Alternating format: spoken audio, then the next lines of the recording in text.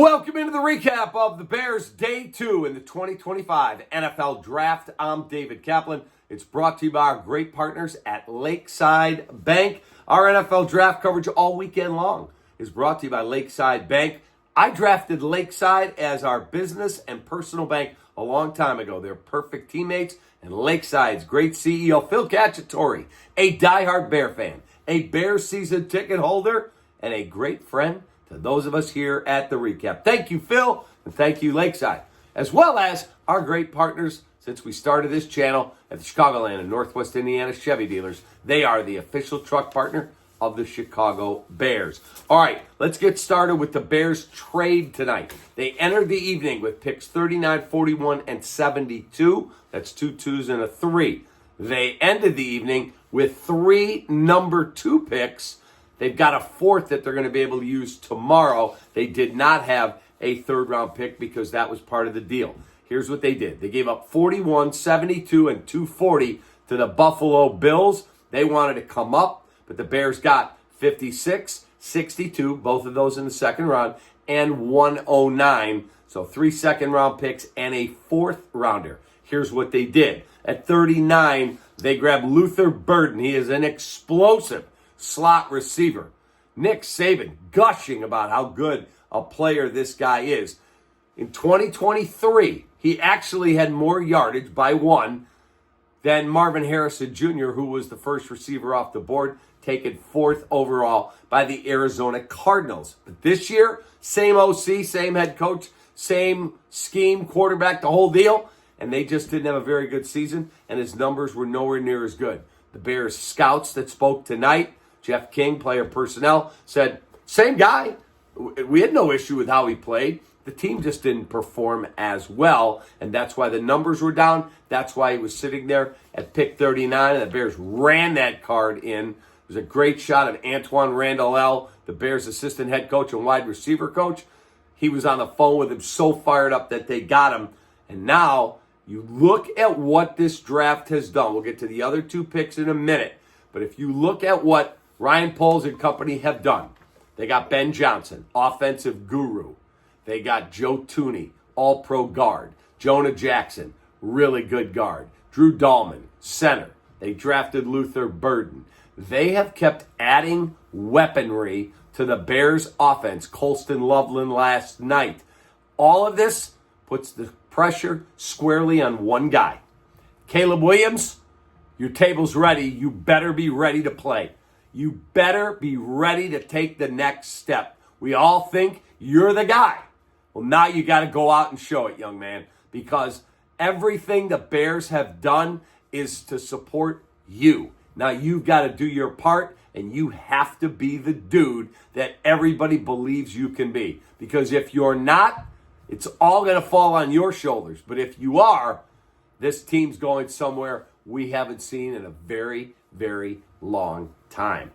Now, Colston Loveland made his way to town today. He was doing interviews everywhere. He was on the Waddle and Sylvie show. Great interview on ESPN 1000. You can catch it there on, if you go to their app, it's in their podcast. Great stuff. They also had a video go around. This is after Michigan beat Michigan State. The Michigan people call Michigan State the little brother in the state. This is Colston Loveland. Post-game interview when it got a little chippy, he said, with Michigan State. Take a listen.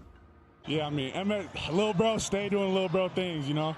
So MSU, the little bro, they can do whatever they want. We knew it was going to get chippy, but, you know, everything within the confines of the game we do right. And then after they want to get busy, we'll get busy.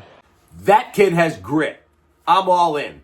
I was clear. I wanted a left tackle. But the top 3 left tackles were off the board before the Bears picked. There was no way to get one. So you took the next best player on your board, and you took a tight end that is a great receiver. Nick Saban said that dude's the best receiving tight end in the draft, and it's not close. He said we had to play him at Alabama when Saban was still coaching, and he beat us. He said we tried to recruit him. We couldn't get him. That kid's a stud. Well, guess what? He's our stud now. He's a Chicago Bear. The Bears and Panthers 2023 trade now is official with the Luther Burden draft. It's official. Bears got Caleb Williams, DJ Moore, Darnell Wright, Tyreek Stevenson, Torrey Taylor, and Luther Burden. The Panthers got Bryce Young. He's okay. Bears won that trade in a big, big way, Ryan Poles. 5 quarterbacks drafted tonight in the first 3 rounds. Cam Ward to Tennessee. Jackson Dart to the Giants. Tyler Shook, New Orleans. Jalen Milroe to Seattle. Dylan Gabriel to Cleveland. Shedeur Sanders still sitting on the board. What do these teams know that we don't? Because something's going on. I mean, Dylan Gabriel ahead of Shedeur Sanders? Tyler Shook? Jalen Milroe? Something's going on. They know something that we all don't. Tomorrow, Bears have pick in the 4th, the 5th, and the 7th.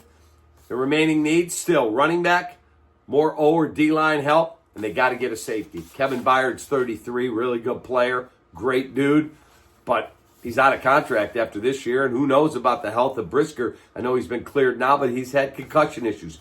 You got to get a safety if the right one is on the board. Other 2 picks the Bears made tonight. They addressed the O-line with a tackle, more of a right than a left, but he's played both. Ozzy Trapilo from Boston College. He's 6'8" and well over 300 pounds. He did not have a penalty in 2024. 2 sacks allowed and 710 pass block snaps the last 2 seasons. He is a big hoss. A little raw, not ready to come in and start at left tackle. And that's my concern with this Bears draft class and this offseason. We're going with Braxton Jones, who's not even cleared yet. I would like to see a left tackle in here. I know this is a kid. He's going to be a developmental player. He may be able to give you some snaps. I need to see somebody that can line up next to Joe Thuney at left tackle. I don't know if that's Braxton Jones. We will find out, I guess. Also, they grabbed a defensive lineman, Shemar Turner, come in as a 3 technique. He's got an amazing motor. He can play all 5 spots. He's the only defensive lineman in the country to play 200 or more snaps at all 5 D-line positions over the past 4 seasons. There you go. That's the Bears draft. I'm a little concerned about the offensive line. Still a little concerned about the pass rush, but there's still time. There's still work to be done on Saturday, and then there'll be cuts around the league. We'll see what the Bears do. Bears are in the books for 2 days of the draft.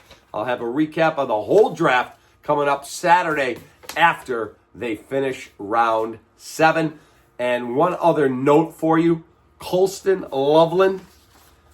This dude, go back and do your homework and watch some of the social media stuff about him from some of the analysts that are tapped in the NFL.